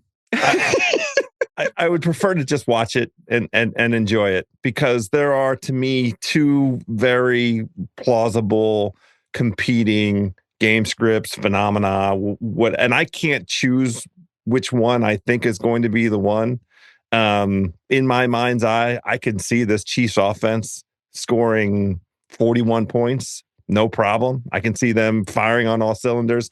I don't like the Pacheco injury, but it kind of feels like they always have another guy coming back. That's like he's only getting a dozen touches or so a game anyway. Can I interrupt you for a second? Please. We're putting this game in Ringer 107. This is a playoff game. I like that right away. Says, put the fucking chest hair in your chest. Have a drink of Mad Men Scotch. We're trying to win. You tell me what you think the prevailing outcome is going to be. It's a playoff game. Schrags, Josh Allen at home. Yeah, but Josh Allen at home might not be enough because I watched the Ravens put up 40 points on that team in Buffalo. I watched Drake May go into that building and win in Buffalo. Look, the Ed Oliver thing is huge. He's the best player on their defense. He's been a game wrecker all season. Now you're asking, this rookie Walker to step up and play that role, which is asking a lot. They need Daquan Jones to step up when he gets back. And Bosa and Rousseau have to be better than they've even been. The Bills are in a real tough spot here. They lost their best defensive player, and they've got a long season ahead of them. And I'll add, they have zero cap space. So whereas your Patriots have the most cap space in the league, the next $48.5 million, House. The next 4 days, they can play around, they can do models, they can figure out, they can make phone calls. The Bills, they can't do crap. Last year, they brought in Amari Cooper, and he helped down the stretch. I don't see the Bills can't make a move. They've got $1 million of wiggle room. There's nothing they can do. So the injury bug has hit them way too early. But that said, Josh Allen, you've been knocking on the door for all these years. You're right there. You're the MVP. This is your moment. Go and win your 5th game against Mahomes in the regular season and go control that division, which you should not have to worry about the Patriots in 2025. This should have been a 2027 problem that they're dealing with. Yeah, you forgot about one thing. You forgot about Drake May. Drake. I'm with you for most of that. I think Buffalo can overpower the Chiefs and run the ball down their throats. And when they're not running the ball down their throats, use Josh Allen to continue to run the ball down their throats. That would be, as a Chiefs fan, that would be my fear. That we're just getting pushed backwards and we don't have the ball a lot. And it's just one of those weird games. Who's this game matter more for? I know it's week 9. Buffalo. I do too. Oh, I think this is a must for Buffalo. Seed? The Chiefs can't lose any more games. The Chiefs are in a bind with the 1 seed for sure, and the Broncos and Chargers are going to keep winning. So, it's a good question. It's not just to me, Buffalo psychologically, if you lose another one, it's at home and the Chiefs again. It's a lot. I feel like for Buffalo, this threat of the Patriots is a real threat because the schedule that the Patriots have, combined with the fact they've already won in Buffalo, that if you lose this Chiefs game and you fall back, who knows what the Pats got? They might finish I don't know what the record's going to be. I don't even, as you know, I feel like this team has holes. They might go 12-5 or 13-4, right? So you have that, plus you have the Chiefs whole dynamic, whatever that is, the cloud of the Chiefs. Whereas the Chiefs are always fine. They could lose any game. And it's we're fine. We'll be back next week. I just don't see the Chiefs being we got to get this. They treat every game the same. Every game they have is a Monday night game or some division rival game. Which is the most underrated thing of this whole run. Whether it's in Brazil or it's on a Black Friday or it's Christmas Day, right. It's the Chiefs have the most unorthodox schedule. The NFL just shoves them in these primetime loan windows and they never complain and they just go out there and they play football and it's it never catches up with them. It seems like they're always ready to go, which is why to me it's almost Buffalo needs this one. And I'm going to side with you. Mention one thing, Schrags, that the Buffalo's schedule is weirdly hard. It got harder because teams got good that we didn't expect. It's supposed to be a cakewalk. Go through their schedule. Yeah, they have Bucks week 11, back-to-back at Texans on a Thursday. Mm-hmm. And then at the Steelers the next week. They're playing at the Pats in week 15 and then at the Browns week 16, who at least is going to be able to throw defense on them. And then week 17, the Eagles. Not easy. They already have 2 losses. To me, they're, what do you think, House? 12-5? That sounds right to me. 12-5. This is probably swings it between 13-4, 12-5. So I don't know. I feel like they need the game. All right. Well, we'll table that one for a second. House, what's your favorite game in the slate?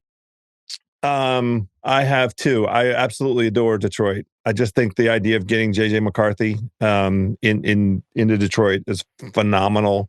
Anything less than 10 is attractive to me. And then I also like Houston. And I know that people are going to say I keep trying to fade Denver, and all Denver does is jam it right up my rear end, especially Bo Nix. Keep doubting Bo Nix. I got a lot of that in the timeline last week. But I do like the idea of this you did encourage defense. it. You did say if Bo Nix jams it in my butt, then so be it. Like you did like kind of that happened. He did it against the Eagles. 18 points in the fourth quarter against the Eagles. Went on the road, won. That was an impressive win. Can I empty the notebook on the Broncos a little bit? You like this? Let's hear it. So they beat the Giants in this historic fashion, and they're celebrating all this shit. Sean Payton Monday morning has it cut up from his assistant.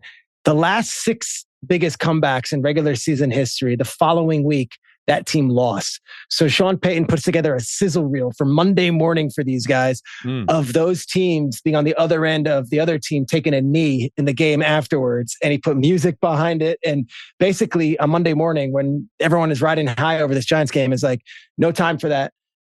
History tells us there is a natural letdown in this, and they go out and they kick the shit out of the Dallas Cowboys. And like, that's kind of the pace they're at, where this is a sprint for them. There is no Broncos like, well, that was a good win, 2 back-to-back wins at home. So to me, I know the Texans are favored in this game. I don't quite understand. I know Surtain is a huge player, is defensive player of the year, but to me, like, you're not going to get a complacent Denver Broncos this week. My answer might surprise you on this game. This is my favorite game on the board. Oh, I love the Houston Texans. Let's go.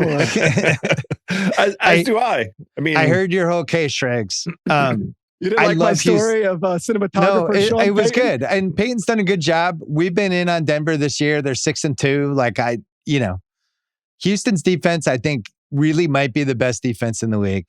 They're top 5, basically rush, pass, yards per play, name it. Denver's played 5 crap defenses: Tennessee, Cincinnati, the Giants, Dallas, and the Jets, plus Indy, which I wouldn't call the 85 Bears. Mm-hmm. And Surtain being out is like massive. It's huge. But I would say that's the top 5 most important defensive player to be out. Which receiver are you scared of from the Texans? Are you losing sleep over Xavier Hutchinson? Nico's back. I know, but like, I don't think. All right, that's fine. Nico, I'll give you. Nico's a top 10 receiver in this league. He's been out. Here's what I think. I think this game is just ugly both ways, because the Texans won't really be able to block, but I don't think Denver's going to move the ball against this Houston defense. Houston defense is awesome. Bo Nix makes me really nervous. Yeah. They lost by 2 scores to Seattle. They also turned Seattle over 4 times, and their defense was absolutely unblockable. You did that game. They just kept getting the ball back. It was crazy, and no one watched because it was 2 a.m. Eastern time.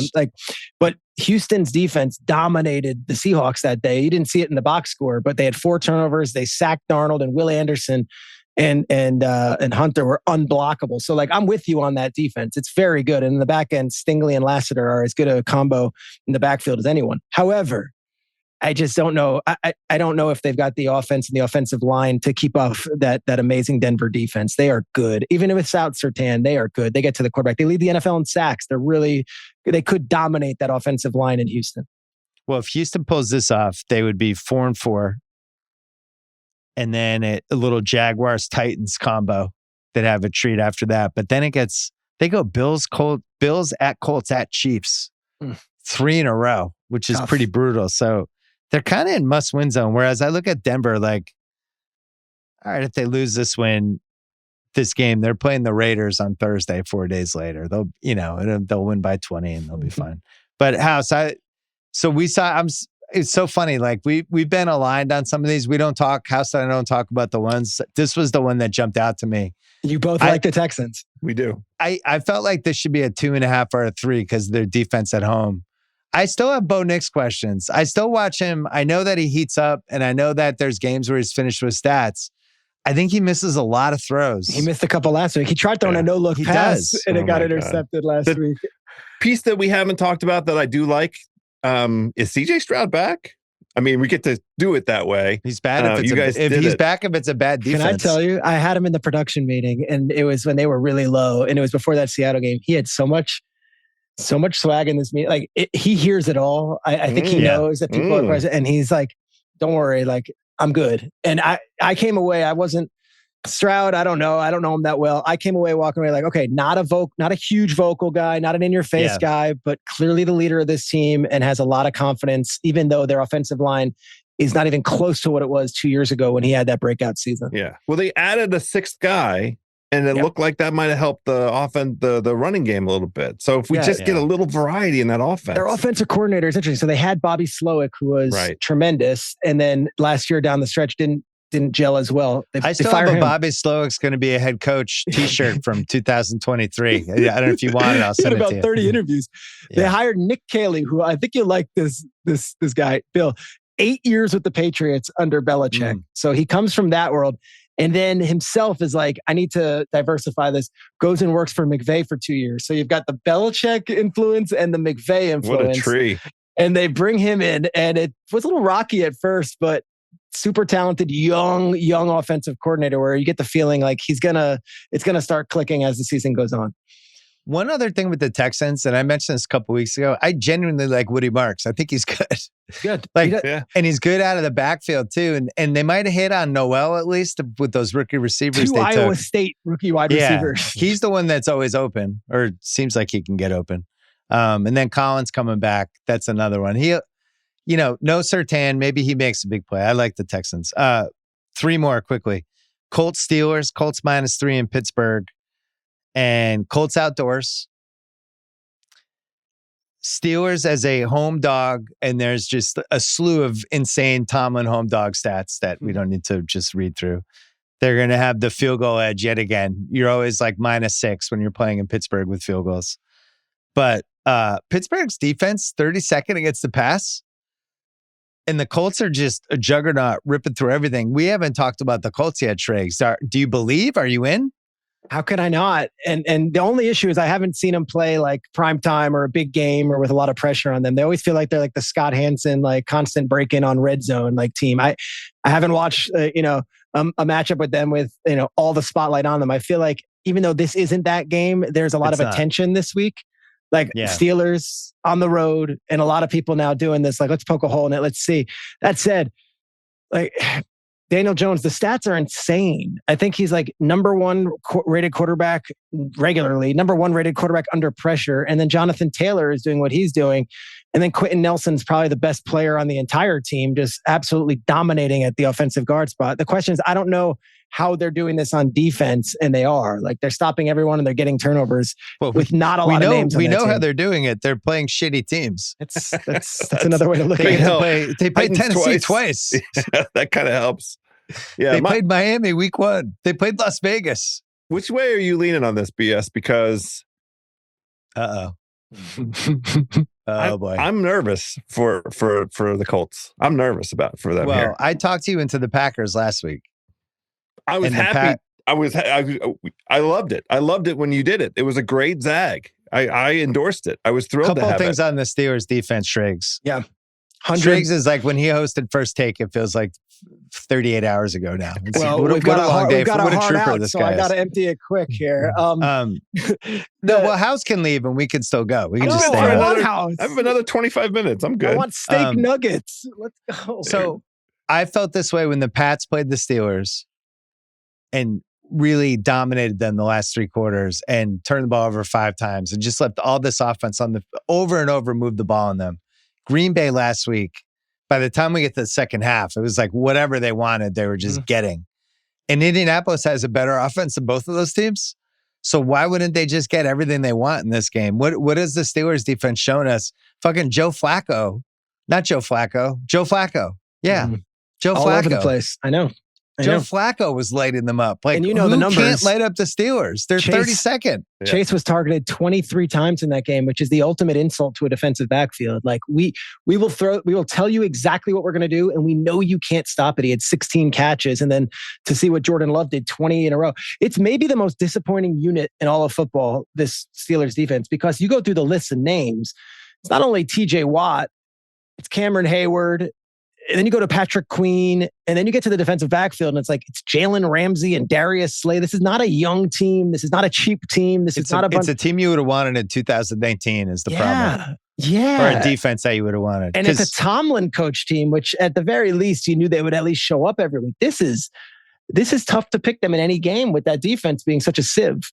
Well, they traded for Kyle Duggar this week from the Patriots, who was just an atrocity in coverage last year. Like he's basically was a linebacker playing safety. And this year, Vrabel, even though he had a pretty big contract, was like, I'm out. I'm going to play this Craig Woodson over you, and kind of buried him. The Steelers traded for him this week, and I think he's going to play. Yeah, because Deshaun Elliott is on the IR, another veteran that they brought back that might not have his best football in front of him. So that's where I would say, like, it's home. You got the terrible towels. You got the sticks, renegade. I get all that. I don't know if that can cover up what they have on defense, which as much as we cry about the Cowboys defense, the Steelers defense is way more disappointing because we actually expected them to be a strength of the team. In-house, Packers, what was that? What'd that line end out? 2.5 on Sunday night? 2.5. Finally went down to 2.5. So Colts are favored by 3. So that means the market is saying the Colts are better than the Steelers, than the Packers, which I don't think is necessarily true. I just think after that Sunday night game, it's like the big people are like, oh, the Steelers really are bad on defense. And other than that, the Metcalf plays and occasionally Warren will get like I don't really know what the Steelers are good at. The only thing, I just don't think they're that good. They don't even try to go deep. It's like, and Rodgers, the more tape you get on them, the more you're like, oh, they do these 4 things. The only thing you can point to is the Colts defense is super susceptible to tight ends. They're one of the worst, defenses against tight ends. How about giant, tall, big tight ends? How are they against those guys? Pittsburgh loves Pittsburgh has 5 tight ends. It seems like, well, they run that tight end Parmesan robber zip. Robber zip. Yeah. Veal Parmesan. Robber. Yeah. Carrot. The Colts is going to be one of my picks, only because I think getting it at 3, I think sounds great. It's your pick. I just want to say, I can't make a case for the Steelers other than just the voodoo that we watch. That's all. It's the fucking typical Pittsburgh at home bullshit where they do this. That's field goal hits it upright. That's the case. I have no running backs running down the field, and his knee hits the ball, and it bounces up in the air, and the Steelers recover. But we thought that was going to happen last week, and it never happened. Well, you look at the numbers for the Colts offense, and it's astronomical. Like across the best rushing team, the best passing team, the best Alec Pierce leads the league in receiving yards, per catch. Like it's they're a nightmare. They can do everything. They can throw deep. They can throw short. They got Warren, rookie, who's the best tight end in football. So it's like, what the hell? And an amazing offensive line with a Hall of Famer. I honestly think this line's a miracle. I think this line should be -4. I think they might win by 20. Daniel Jones is an RPO savant. Like this is the best function. No, I know. I watched it on ESPN today. You got to watch a lot of it. You were there. All right, 2 more. Just quickly, Bears-Bengals. Bears minus. It settled at -2.5 in Cincinnati. Cincy's defense. The thing I look at, I don't know if I've ever seen a defense that's bottom 3 in all the categories. Like there's not one where they're like 28th. It's just there's a 3 in front of every number. Pass, run, first down efficiency, third day. Like it's across the board. And then they can't run the ball either. They're 31st in run. They don't try to run the ball. They don't even give the ball to Flacco's like Chase Chinese food in the fridge. It's fun for like 2 days, but 2 weeks gets a little gamey. And I think the Bears could be the good bad team. They win this game. They're 4-3 right now. They win this game. They play the Giants next week. They play Minnesota at Minnesota, and then Pittsburgh. Like as crazy as this sounds, they could be 8-3 after. And I don't even think the Bears are that good. No. But please talk me out of this because I want to bet on Caleb Williams. Well, it's hard to roll with like Trey Hendrickson, limited in practice. Obviously he's on the trade block potentially. Logan Wilson might want out. He's not practicing. And then Joe Flacco shows up on the injury report with a shoulder injury. So you might be going back to Jake Browning if Flacco can't go. So that loss to the Jets, I mean, I got emotional. I knew obviously what was going into that game with not only the Jets, what was, their own needs, but with the Mangold stuff was like real. Like that was a wild morning to wake up to that news, and the Jets rallied around that. But that is an inexcusable loss at home. up that many points to the Jets with Justin Fields and no Garrett Wilson and no Sauce Gardner. I can't pick you in good faith after that performance. And I'll add this. We always kill the coaches for time management. Aaron Glenn, who has been the joke of New York for his time management. Bill, did you see what he did? Down 8. I love it how it's like a David Chang. Perfect. Down 8. They go for 2 to cut it to 6. Everyone's freaking out. What are you doing? What are you doing? And then they won in regulation. They did the analytics the right way, which everyone preaches and no coaches ever actually do. He did it when they were down 2 touchdowns and then 1 touchdown. They got the 2-point conversion on both of them. And it actually worked out. They won in regulation. And it's like, Aaron Glenn, claps to you. It's one of those things when you bet on the other team and the team does it and gets it and they're down 6, you just automatically think you're going to lose. It's like, oh my God, I was up 14. Now I'm going to lose. I had the Jets on the money line in that game. Did you really? Yeah, before the Mangold or after the Mangold passing news? Because to me, that totally shifted my entire approach to this game. I will confess that I didn't factor in the Mangold aspect of it. No, I hadn't. No, House just loves betting on bad QBs at home. It was very getting hard. Big lines. It was a tough card last week, finding underdogs that I felt like could win outright. But the Bengals Jets was like, okay, these teams are not that far apart. That was really it. See, Bengals were coming off an all-time win on the Steelers, a long 10-day break. Love it. Jets on. How did you even think? Give me the Jets. That's an incredible bet. All of the guys missing, yes. Nobody's going to know who the hell any of these Jets are. Let me have it. Yes. The Bengals are bad. Last game, we're in alignment. Seahawks -3 at Washington. So this line, it wasn't going to be on my card. Yeah, it was 3 when we locked the lines. It went from 3.5 to 3, which was a game changer. Why? Because Seattle is. I don't know what happened. People because Jaden Daniels might play. McLaurin was out. McLaurin's out. I don't. Yeah. Why would anyone even think? Why wouldn't it go the other direction? Why wouldn't it be Seattle by 4 or 4.5? Yes. 3 Seattle's is charming. first in DVOA, which is notable. 3rd in yards per play offensively, 1st against the run, 2nd against yards per play with defense. Washington's defense house, I would describe it much like you, old and slow. That's not nice. That's mean. Much like me too. We're old. I can guard my man. I can't really guard him. He goes right by me. You're bottom 10 in every category. I'm trying to think what the case for Washington is without McLaurin, and it comes down to it's a kitchen sink game. It is. And Darnold on the road. And is there any other case? I have no case. They have a long break here. The last time they played, I was there. It feels like it was a month ago. They beat the Texans in Monday night. I was at Monday night, Kansas City, Washington. They started off okay, but Washington is the oldest roster in football. And last year they put these pieces in and it worked. All of those guys were perfect for the position group rooms. This year, all of those guys, they look like the oldest team in football. And I got to say, the 2 best addition, Tunzel and Debo, are actually playing well this year. Those guys are really good. And Wild Bill in the backfield is really good. Incredible. They've got guys who are playing. It's just they don't have that same juice. They don't have that same mojo. And I just watching them last week, I can't in good faith say that just because Jaden's back, they're suddenly going to get that thing back. It feels like last year they were way ahead of schedule. Everything went their way. And this year we're starting to see a regression. And it might be, hey, they actually have the oldest roster in football and it's starting to show. What are your thoughts, House? It's your favorite team? I've been on this show, every show that anybody put me on, saying that I think this Washington team, the ceiling for them is 6 wins. They were wow. They could not lose the Chicago game. That was the season, and we will look back, and it's funny. Chicago last year had their season derailed by Washington with that Hail Mary pass. Washington went all the way to the NFC Championship game. This season, Washington hosts Chicago. Chicago comes in and gets the win right at the end off of a turnover by Jaden Daniels with 3 minutes left. He can't catch Hail the Mary wet revenge. Ball. Yep.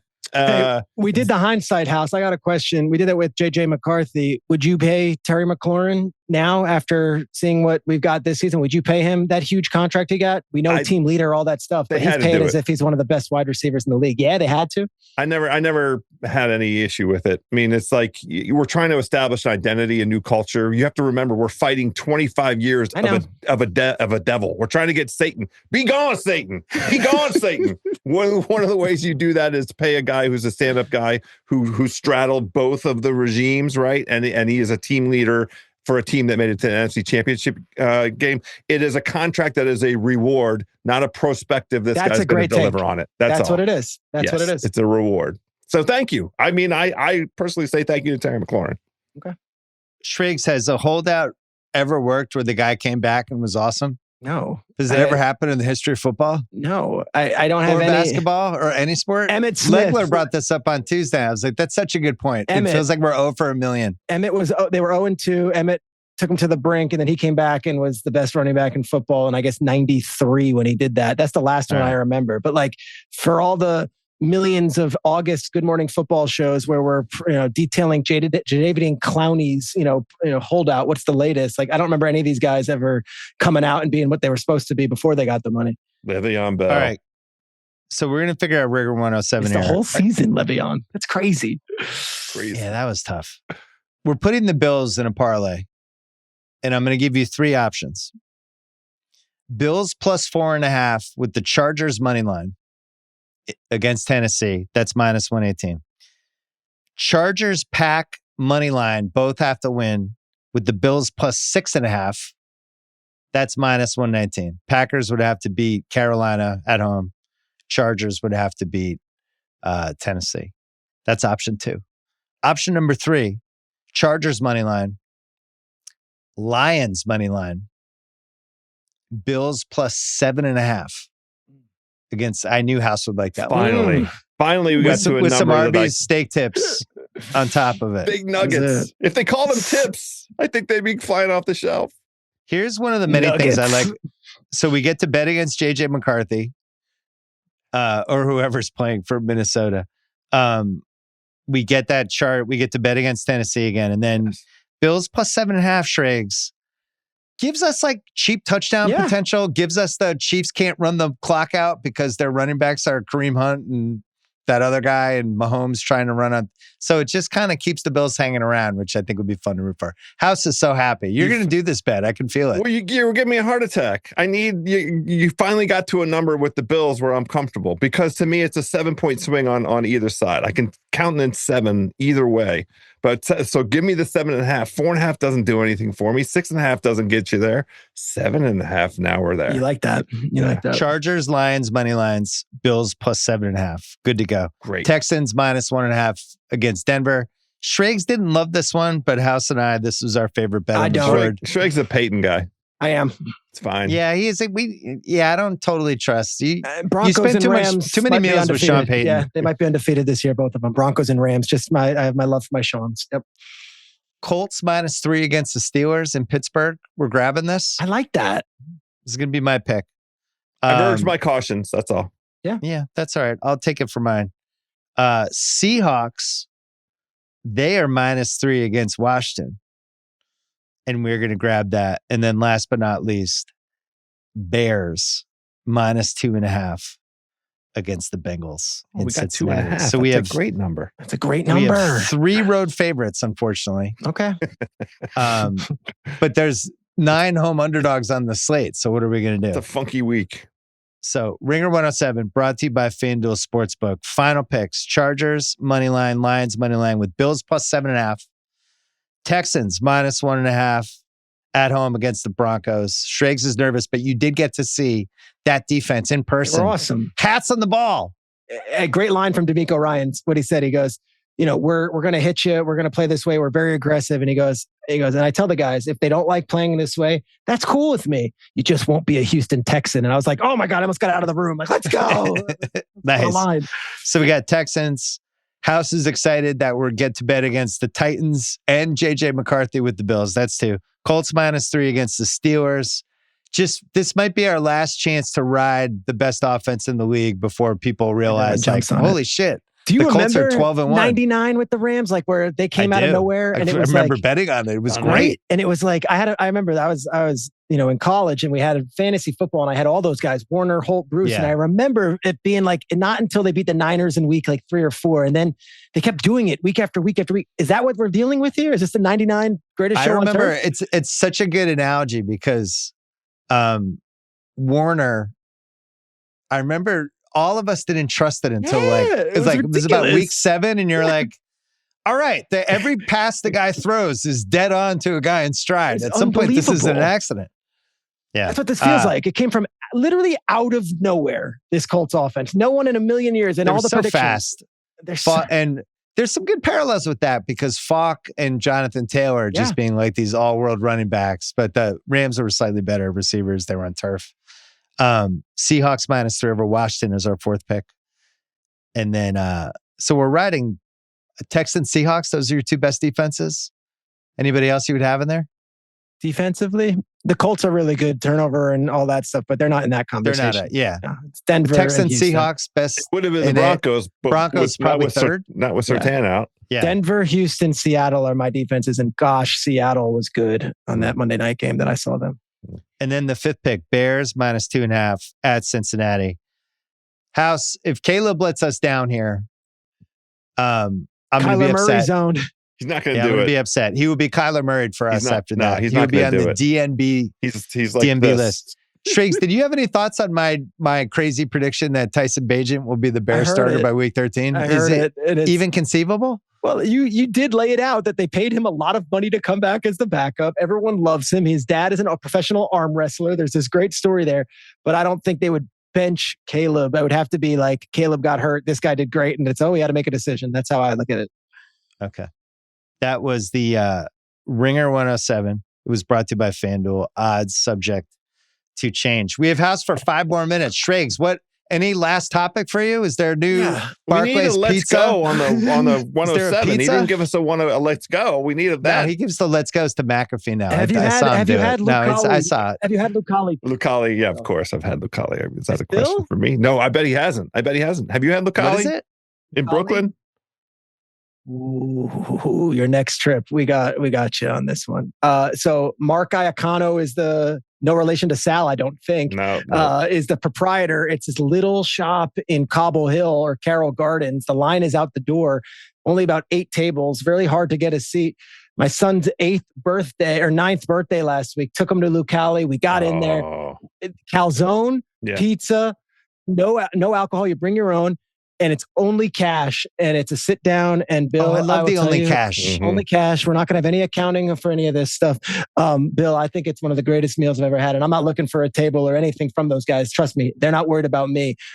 We got to go next time you come in town. House, what's your ideal calzone? Is there anything special that needs to happen with the calzone? It's got to have spicy meat inside of it because you're dealing with a mass, right? With the dough. I love this. And the way the cheese is, it's a big carbo boat kind of thing. So give me something that's got a little bite to it, and that's like a nice soak up some sauce. And the sauce. Yeah. And I am such a calzone fan. I love the ricotta. I love it all. I think it's so good, and I think it's the most underrated food. Everyone loves their chicken parm. Everyone loves their pizza. A good calzone. I usually put pepperoni in there. I don't know. That's exactly right. Down there. That's I just drown it in that marinara sauce. Mm-hmm. And I'll tell you, this is not a commercial for that place or any. But even just talking to you two, talking about a good calzone has me ready to run through a wall. Let's go.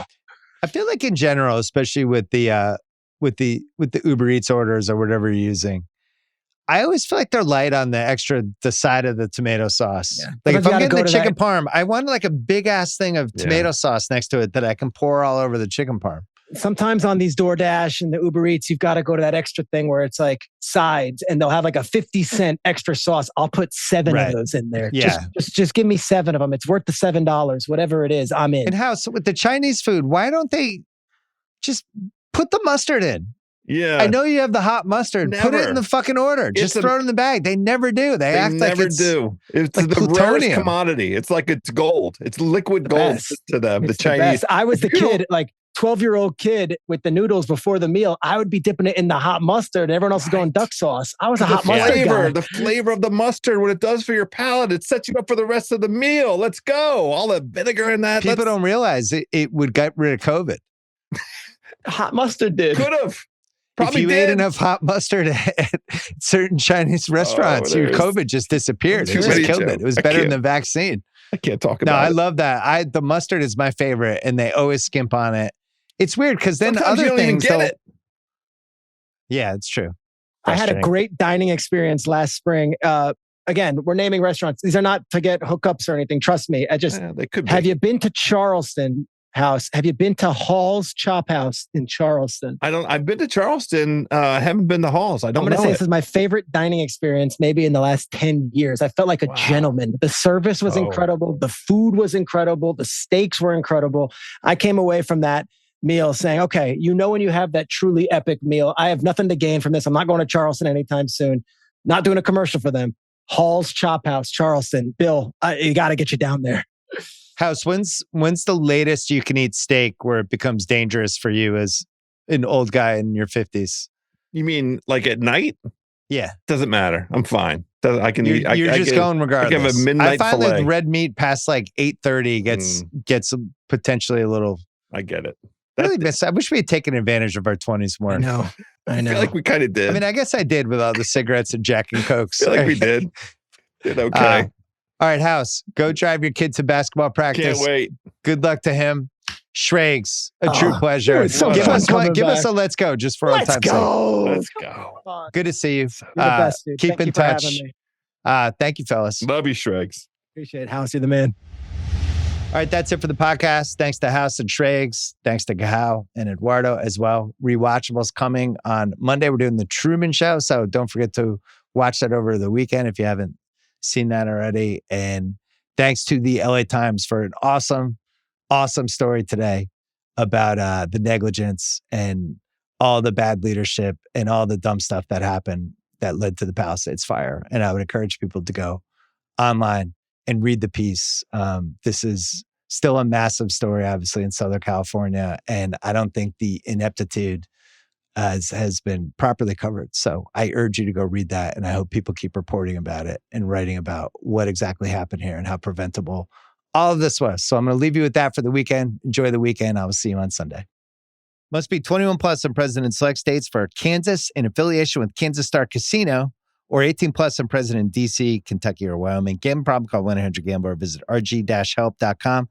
Call 888-789-7777 or visit ccpg.org/chat in Connecticut or mdgamblinghelp.org in Maryland. Hope is here. Visit gamblinghelplinema.org or call 800-327-5050 for 24/7 support in Massachusetts, or call 877-8-HOPE-NY or text HOPE-NY in New York.